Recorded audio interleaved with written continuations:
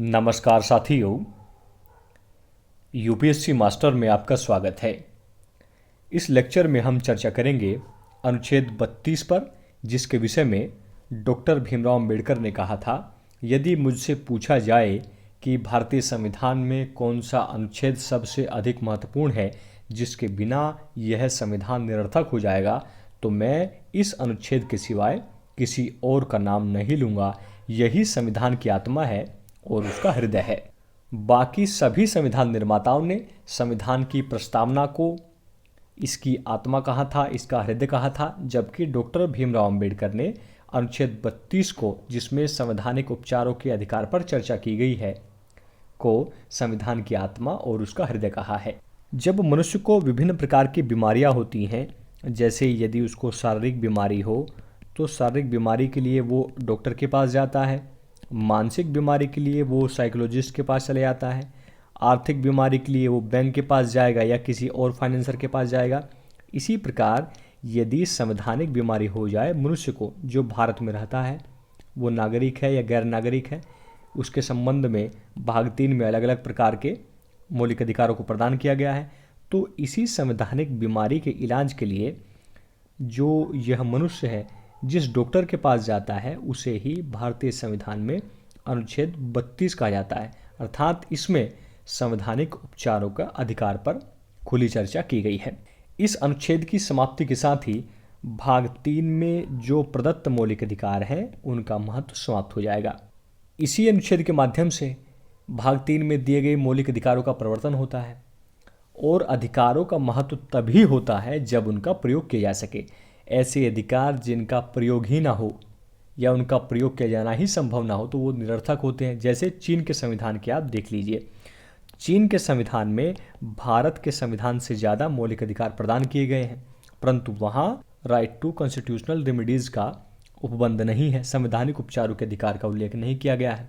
जबकि भारतीय संविधान में मौलिक अधिकार प्रदान हैं, साथ ही साथ उनको लागू कराने का भी मौलिक अधिकारों में ही दर्जा दिया गया है। अनुच्छेद 32 5 भागों में बटा है। अनुच्छेद 32 का 1, अनुच्छेद 32 का 2, 32 का 3, 32 का 4 और 32 का 5। इस वीडियो लेक्चर में हम पांचों अनुच्छेदों पर विस्तार से चर्चा करेंगे। हम ये जानेंगे इन अनुच्छेदों के मूल प्रावधान क्या है, और हम फिर देखेंगे सर्वोच्च न्यायालय ने अपने विभिन्न मामलों में इन अनुच्छेदों के संबंध में क्या क्या प्रावधान किए हैं। सबसे पहले देखिए आप अनुच्छेद 32 का 1, जिसमें उपबंध किया गया है, इस भाग द्वारा प्रदत्त अधिकारों को परिवर्तित कराने के लिए समुचित कार्रवाइयों द्वारा उच्चतम न्यायालय में समावेदन का अधिकार प्रत्याभूत अर्थात गारंटी से प्रदान किया जाता है। अर्थात यदि किसी भी व्यक्ति के मौलिक अधिकारों का उल्लंघन हुआ है तो वह सीधे सर्वोच्च न्यायालय में समावेदन कर सकता है, जा सकता है, और यही सर्वोच्च न्यायालय मूल अधिकारों को गारंटी प्रदान करने वाली संस्था है। सर्वोच्च न्यायालय ने अपने कुछ मामलों में अनुच्छेद 32 के संबंध में कुछ महत्वपूर्ण निर्णय दिए हैं, जो इस प्रकार हैं और एग्जाम के पॉइंट ऑफ व्यू से भी इम्पोर्टेंट हैं। सबसे पहला इसने कहा है कि अनुच्छेद 32 भी भाग 3 में ही शामिल है, इसलिए यह भी एक मौलिक अधिकार ही है। अर्थात मौलिक अधिकारों को परिवर्तन कराने की शक्ति भी मौलिक अधिकार ही है। इससे स्पष्ट होता है कि संविधान में मूल अधिकारों का परिवर्तन कराने की शक्ति को भी मौलिक अधिकारों का दर्जा दिया गया है, ताकि विधायिका और न्यायपालिका उसे व्यक्तियों से छीन ना सके। दूसरे, सर्वोच्च न्यायालय ने स्पष्ट किया है कि सर्वोच्च न्यायालय मूल अधिकारों को प्रत्याभूति अर्थात गारंटी देने वाली संस्था है। इसका मतलब है प्रत्येक व्यक्ति को मूल अधिकार है कि वह अपने किसी भी मौलिक अधिकार का उल्लंघन होने पर सीधे सर्वोच्च न्यायालय जा सकता है। जैसे हमारे यहाँ जुडिशरी की जो परंपरा चलती आई है, सबसे पहले हम लोअर कोर्ट में जाते हैं। अगर कोई मामला सामने आता है, जैसे हमारे साथ कोई झगड़ा हो, कोई सिविल मामला हो, आपराधिक मामला हो, तो हम लोअर कोर्ट में जाते हैं, फिर हायर कोर्ट में जाते हैं। लोअर कोर्ट का मतलब यह है कि हम 30 हजारी कोर्ट में जाते हैं, फिर हाई कोर्ट में जाते हैं, फिर सुप्रीम कोर्ट में जाते हैं। पर यदि मामला मौलिक अधिकारों के उल्लंघन का हो तो व्यक्ति सीधे हाई कोर्ट और सुप्रीम कोर्ट जा सकता है। और अनुच्छेद 32 तो ये कहता है कि मौलिक अधिकारों को गारंटी प्रदान करने वाली संस्था सुप्रीम कोर्ट है, तो वह सीधे सुप्रीम कोर्ट जा सकता है। सर्वोच्च न्यायालय ने यह भी स्पष्ट किया है कि अनुच्छेद 32 में दी गई शक्ति भारत के संपूर्ण राज्य क्षेत्र पर लागू होती है, किसी विशेष क्षेत्र पर नहीं। और वही राज्य क्षेत्र जो संविधान के अनुच्छेद 1 द्वारा परिभाषित है, जहां तक भारत की संप्रभुता कायम होती है। सर्वोच्च न्यायालय ने यह भी स्पष्ट किया है कि अनुच्छेद 32 द्वारा सर्वोच्च न्यायालय को दी गई न्यायिक पुनरावलोकन की शक्ति संविधान के मूल ढांचे का अंग है, अर्थात अनुच्छेद 368 के द्वारा भी संसद इसे नष्ट नहीं कर सकती है। इसके अलावा इसने यह स्पष्ट किया है कि अनुच्छेद 32 का प्रयोग केवल मौलिक अधिकारों के उल्लंघन के मामले में ही किया जा सकता है, किसी और समस्या के निवारण के लिए नहीं। साथ ही यह भी स्पष्ट किया है कि अनुच्छेद 32 के तहत मौलिक अधिकारों की रक्षा के लिए सर्वोच्च न्यायालय कोई भी उचित आदेश निकाल सकता है। जरूरी नहीं है कि वह आदेश अनुच्छेद 32 के 2 में प्रयुक्त 5 प्रकार की रिटों में से कोई एक हो। वही 5 प्रकार की रिटें जिन्हें हम जानते हैं बंदी प्रत्यक्षीकरण, परमादेश, प्रतिषेध, अधिकार परीक्षा इत्यादि के नाम से। यदि किसी व्यक्ति के मौलिक अधिकारों का उल्लंघन हुआ है और वह अनुच्छेद 32 के तहत सुप्रीम कोर्ट से प्रार्थना करता है, तो सुप्रीम कोर्ट इस आधार पर प्रार्थना खारिज नहीं कर सकता कि प्रार्थी की उस समस्या के समाधान के लिए कोई दूसरा उपाय है, कि आप किसी पब्लिक अथॉरिटी के पास चले जाइए या लोअर कोर्ट के पास चले जाइए, क्योंकि सर्वोच्च न्यायालय ही मौलिक अधिकारों को गारंटी देने वाली संस्था है। अनुच्छेद 32 के 2 में यह प्रावधान किया गया है कि इस भाग द्वारा प्रदत्त अधिकारों में से किसी को परिवर्तित कराने के लिए उच्चतम न्यायालय 5 प्रकार की रिटें जारी करता है। ये 5 प्रकार की रिटें हैं बंदी प्रत्यक्षीकरण, परमादेश, प्रतिषेध, अधिकार परीक्षा और उत्प्रेक्षण। इम्पोर्टेंट है, हर एक एग्ज़ाम में लगभग पूछी जाती हैं और यूपीएससी में तो खासकर एक आध प्रश्न इनसे ज़रूर आता है। अब यही 5 रिटों को हम एक के बाद एक करके अच्छे से जानेंगे। सबसे पहले आप जान लीजिए रिट के बारे में। तो रिट का मूल संबंध जो है वो इंग्लैंड के संविधान से है। वहाँ सम्राट परमाधिकार याचिका के रूप में रिटों का प्रयोग करता था। बाद में न्यायपालिका ने इस व्यवस्था को अपनाया और आज भी न्यायपालिका वहाँ रिट जारी करती है। वहाँ कैसी व्यवस्था है कि नकारात्मक प्रवृत्ति की वहाँ रिट है, अर्थात न्यायपालिका बता देती है कि संबंधित विधि जो है वो असंवैधानिक है, पर इतना बताकर वो अपने कर्तव्यों से विमुक्त हो जाती है, आगे कुछ नहीं करती, क्योंकि वहाँ संसद सर्वोच्च है। अर्थात न्यायपालिका राज्य को बस मना कर सकती है, बाकी कुछ नहीं करती। भारत में जो रिट का संबंध है वो नकारात्मक प्रवृत्ति के साथ साथ सकारात्मक प्रवृत्ति से भी है। अर्थात हमारे यहाँ जुडिशरी विधि को असंवैधानिक घोषित करती है और उससे उत्पन्न होने वाली संभावनाओं को भी बताती है। साथ ही इस समस्या के समाधान के लिए समुचित साधन भी बताती है कि राज्य को इस प्रकार के निर्णय लेने चाहिए। सबसे पहले देखिए आप बंदी प्रत्यक्षीकरण। अनुच्छेद 21 में उल्लेख किया गया है कि किसी भी व्यक्ति को विधि द्वारा स्थापित प्रक्रिया के बगैर उसके प्राण अथवा दैहिक स्वतंत्रता से वंचित नहीं किया जाएगा, परंतु यदि अनुच्छेद 21 का उल्लंघन हो रहा हो तो उसी की रक्षा के लिए सर्वोच्च न्यायालय अनुच्छेद 32 के तहत जिस रिट का प्रयोग करता है उसी को जाना जाता है बंदी प्रत्यक्षीकरण के नाम से। यह लैटिन शब्द हैबियस कार्पस का हिंदी रूपांतरण है, जिसका हिंदी में अर्थ होता है शरीर प्राप्त करना।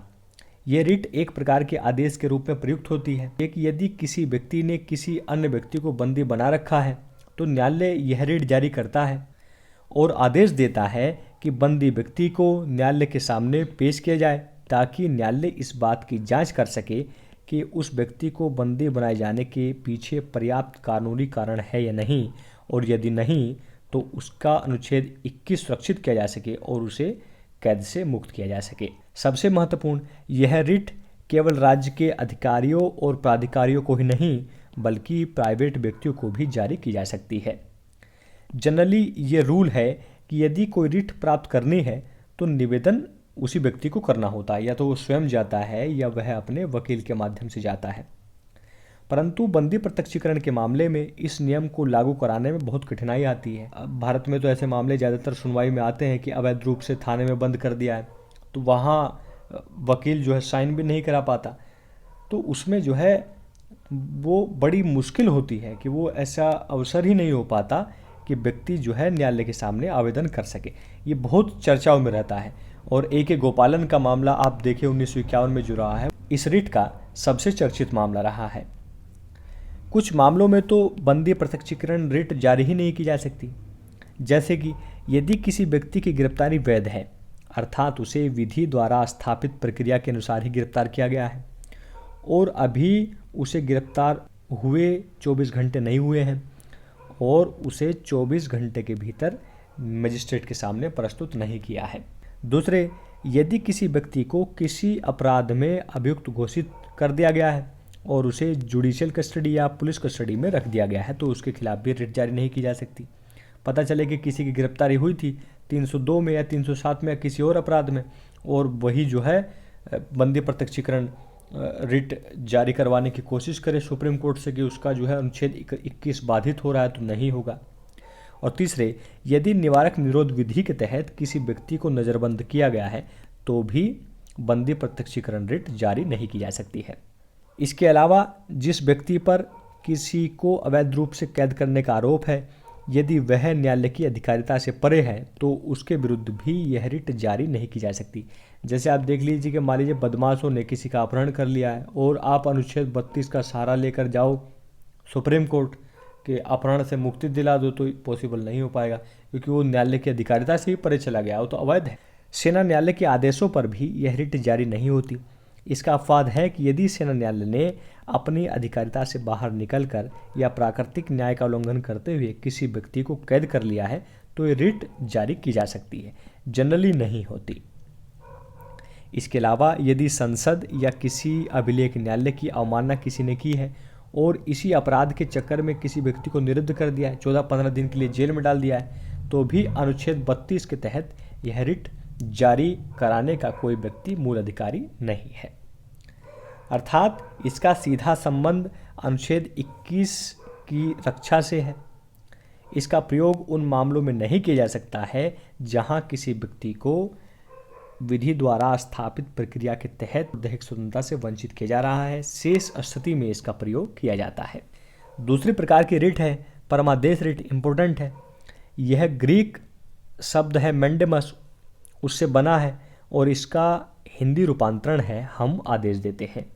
यह रिट भी एक प्रकार के आदेश के रूप में ही जारी की जाती है। इसका प्रयोग होता है किसी लोक प्राधिकारी के विरुद्ध ताकि वह अपने सार्वजनिक कार्य को पूरा कर सके जिसके लिए उसने इनकार किया है। जैसे कि ये आप हैं और आप जो है किसी सरकारी दफ्तर में जाते हैं और यहाँ आप नगर आयुक्त से मिलते हैं, उससे आपको कोई काम कराना है कॉलोनी के संबंध में या किसी और के संबंध में, और एक अधिनियम के तहत इसकी जिम्मेदारी भी नगर आयुक्त की है कि यही काम कराएगा। पर नगर आयुक्त जो है टाल मटोल करता है कि मैं तो काम या मना तो नहीं करता, टाल मटोल कर रहा है और आपका काम दिन बर दिन डिले होता जा रहा है। तो इस संबंध में आप अनुच्छेद 32 में जा सकते हैं सीधे सुप्रीम कोर्ट कि आप ये कह सकते हैं कि मेरा कानूनी अधिकार है कि ये मेरा काम होना चाहिए, पर संबंधित अधिकारी कर ही नहीं रहा है। तो सुप्रीम कोर्ट जो है इस प्रकार की रिट जारी कर देता है जिसको कहा जाता है परमादेश। या आप ये है और आपको जो है कोर्ट में जाना है और कोर्ट में जो न्यायाधीश है वो आपके मामले को एडमिट ही नहीं कर रहा है, तो भी आप जो है अनुच्छेद 32 के तहत सीधे सुप्रीम कोर्ट जा सकते हैं, कह सकते हैं कि मेरे मामले को एडमिट नहीं किया जा रहा है और ये मेरा कानूनी अधिकार है, ये मौलिक अधिकार है। तब सुप्रीम कोर्ट जो है लोअर कोर्ट के विरुद्ध भी परमादेश रिट जारी कर देता है। यह रिट न्यायालय के विवेकाधीन है। यदि न्यायालय को लगता है कि प्रार्थी द्वारा की गई शिकायत का समाधान किसी और वैकल्पिक उपचार के माध्यम से हो सकता है तो वह उसे वरीयता प्रदान करता है। परंतु विशेष तथ्य है कि यदि शिकायत मौलिक अधिकारों के संबंध में हो, उसके उल्लंघन से जुड़ी हो, तो सामान्यतः वैकल्पिक उपायों के बजाय परमादेश रिट ही जारी की जाती है। इसके लिए 3 शर्तों का पूरा होना बेहद ज़रूरी है। सबसे पहले प्रार्थी को यह सिद्ध करना होगा कि उसका कोई कानूनी अधिकार है जिससे उसे वंचित किया जा रहा है। उसे यह भी सिद्ध करना होगा कि वह जिस व्यक्ति के विरुद्ध परमादेश रिट जारी करने का निवेदन कर रहा है उसका कोई लोक कर्तव्य है जो संविधान या किसी अधिनियम या किसी अधीनस्थ विधान द्वारा उस पर आरोपित किया गया है। और उसे यह भी प्रमाणित करना होगा कि उसने अपने कानूनी अधिकार की उपलब्धि के लिए उक्त प्राधिकारी से निवेदन किया था परंतु प्राधिकारी ने बिना किसी उचित आधार के काम करने से इनकार कर दिया, या वो डायरेक्ट मना तो नहीं किया परंतु काम भी नहीं कर रहा है, लगातार टालमटोल कर रहा है, यह कुछ मामलों में जारी नहीं की जा सकती। जैसे सबसे पहले प्राइवेट व्यक्ति या प्राइवेट कंपनी के खिलाफ इसका प्रयोग नहीं किया जाता। दूसरे, यदि किसी प्राधिकारी को कोई कार्य करने या न करने की विवेकाधीन शक्ति है तो भी इसका प्रयोग नहीं किया जाता। यदि दो व्यक्तियों के बीच कोई समझौता या संविदात्मक संबंध हो और उनमें से कोई व्यक्ति उस संविदा पर आधारित दायित्वों का निर्वहन नहीं कर रहा हो तो भी परमादेश रिट जारी नहीं की जा सकती। इसके अलावा राष्ट्रपति या राज्यपाल के विरुद्ध भी परमादेश रिट जारी नहीं की जा सकती, क्योंकि भारत के संविधान में माना जाता है कि पद की सेवा करते हैं, इनका कार्य नहीं है और कर्तव्य पालन के लिए इन्हें बाध्य नहीं किया जा सकता है। इसके अलावा उच्च न्यायालय या न्यायाधीश के विरुद्ध भी सामान्य परिस्थितियों में यह रिट जारी नहीं की जाती। इसका अपवाद है कि यदि कोई न्यायाधीश किसी प्रशासनिक कार्य को संभाल रहा है, कई बार जिम्मेदारी दे देते हैं, तो उसके खिलाफ तब इस स्थिति में ये रिट जारी की जा सकती है। तीसरे प्रकार की रिट है प्रतिषेध। प्रतिषेध प्रोहिबिशन का हिंदी रूपांतरण है, जिसका अर्थ होता है रोकना। यह रिट उच्चतम न्यायपालिका द्वारा अधीनस्थ न्यायपालिका को जारी की जाती है। सुप्रीम कोर्ट अनुच्छेद 32 के तहत और हाई कोर्ट अनुच्छेद 226 के तहत इसे लोअर कोर्ट को देता है। इस रिट का उद्देश्य है किसी अधीनस्थ न्यायालय को अपनी अधिकारिता का अतिक्रमण करने से रोकना।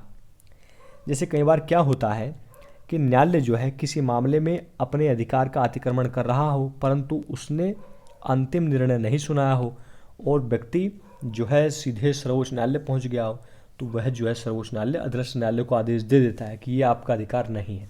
जैसे मान लीजिए 30 हजारी कोर्ट में कोई मामला है, पर मामला उसके अधिकार क्षेत्र से बिल्कुल बाहर है, मौलिक अधिकारों के संबंध में है, तो व्यक्ति जो है सीधे सुप्रीम कोर्ट जा सकता है कि वो तो उसके दायरे में है ही नहीं। तब सुप्रीम कोर्ट जो है ये कह सकता है कि आपके अधिकार क्षेत्र से मामला बिल्कुल अलग है।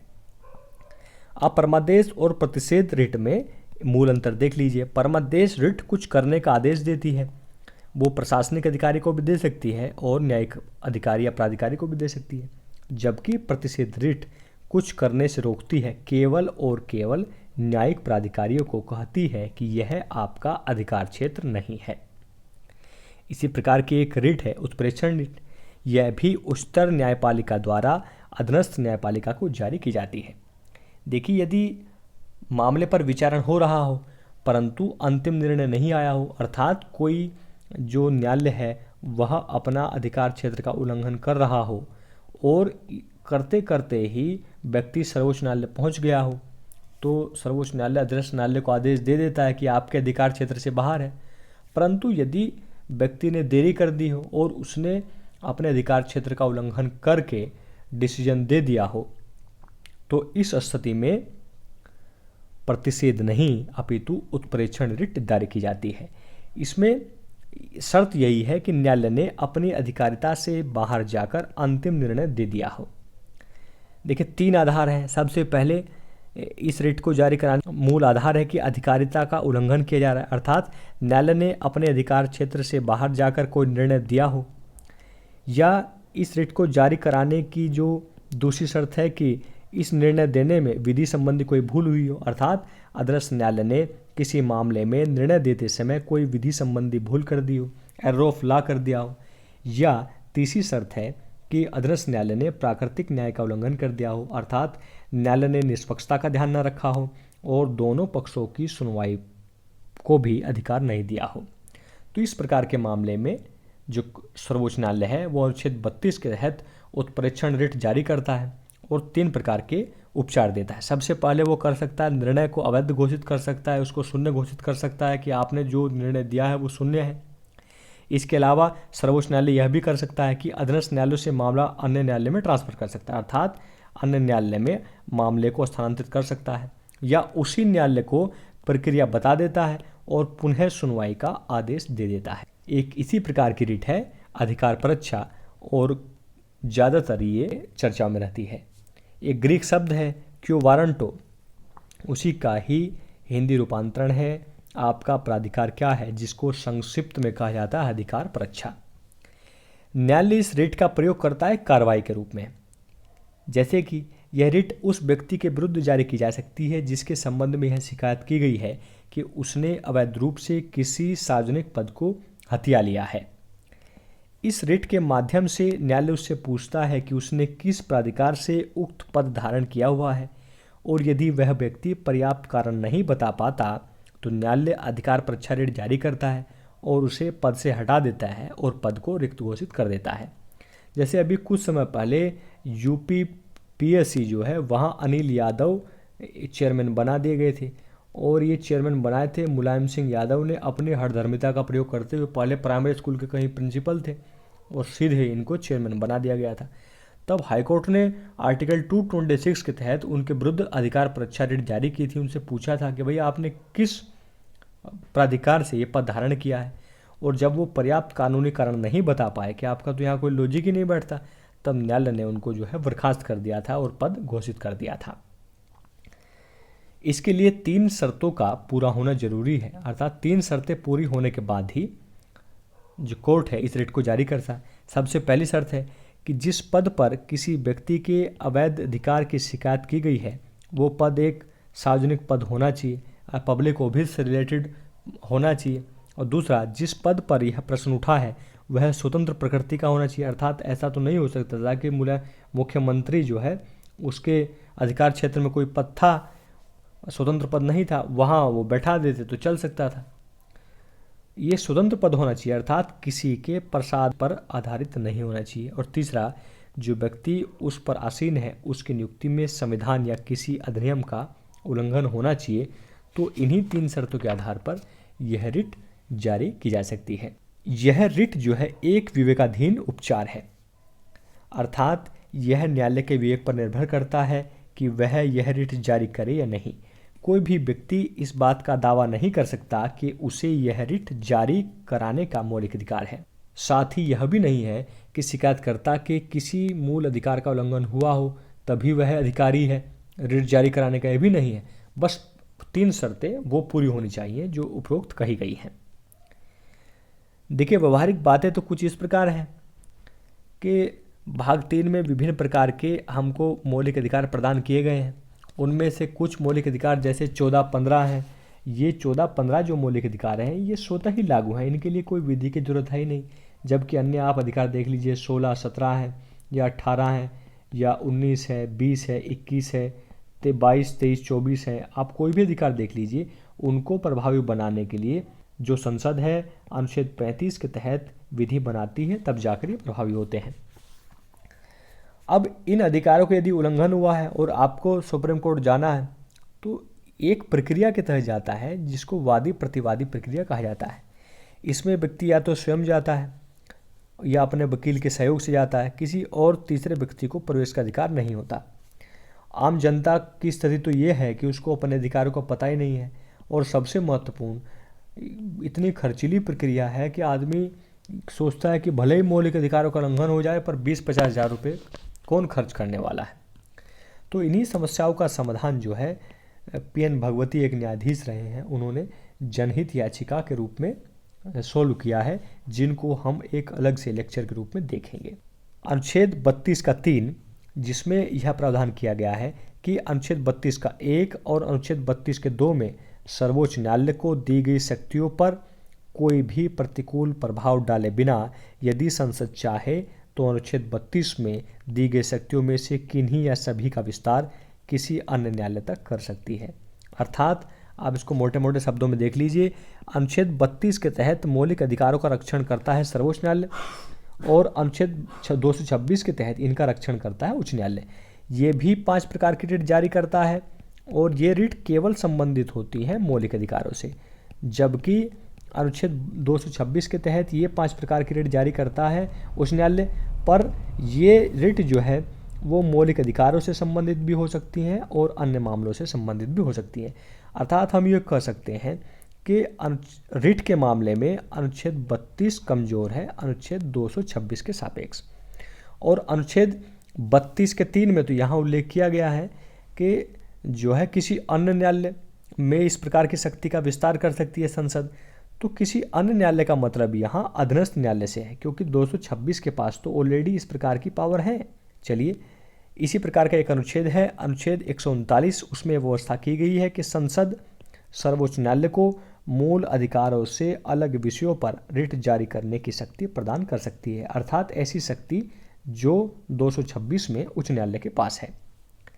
अनुच्छेद 32 का 4 मोस्ट इम्पोर्टेंट है, जिसमें यह उल्लेख किया गया है कि अनुच्छेद 32 का निलंबन केवल उन्हीं आधारों पर किया जा सकेगा जो संविधान में बताए गए हैं, और संविधान में इस प्रकार की केवल एक परिस्थिति का उल्लेख किया गया है, अनुच्छेद 359 में, जिसमें यह व्यवस्था की गई है कि यदि अनुच्छेद 352 के तहत देश में आपातकाल की घोषणा की गई है तो राष्ट्रपति अनुच्छेद 359 में दी गई शक्ति का प्रयोग करते हुए आदेश निकालकर घोषणा कर सकता है कि भाग 3 में दिए गए मौलिक अधिकारों में से कौन कौन से अधिकार आपात उद्घोषणा के जारी रहने के दौरान न्यायालय से प्रवर्त नहीं कराए जा सकेंगे। इस प्रकार जो है, यदि राष्ट्रपति अपने आदेश के माध्यम से अनुच्छेद 32 के प्रवर्तन पर रोक लगा देता है तो आपातकाल के दौरान अनुच्छेद 32 का प्रयोग करते हुए कोई भी व्यक्ति सर्वोच्च न्यायालय नहीं जा सकता है और उपचारों के अधिकार से निलंबित हो जाता है। मुझे आशा है कि अनुच्छेद 32 आपका कंप्लीटली क्लियर हो गया होगा। फिर भी यदि इस संबंध में आपका कोई डाउट है तो आप कमेंट सेक्शन में ज़रूर लिखिए। इससे पूर्व आप एक प्रश्न का उत्तर दीजिए। आपको विचार करना है दो कथनों पर। उत्प्रेक्षण रिट केवल न्यायिक प्राधिकारियों के विरुद्ध जारी की जा सकती है। दूसरा कथन है प्रतिषेध रिट न्यायिक और प्रशासनिक दोनों तरह के प्राधिकारियों के विरुद्ध जारी की जा सकती है। आपको सत्य कथन की पहचान करनी है। आपका विकल्प 1 है केवल ए, 2 है केवल बी, 3 है ए व बी दोनों, या 4 है उपरोक्त में से कोई नहीं। Thanks for watching. जय हिंद, जय भारत, महाशक्ति भारत।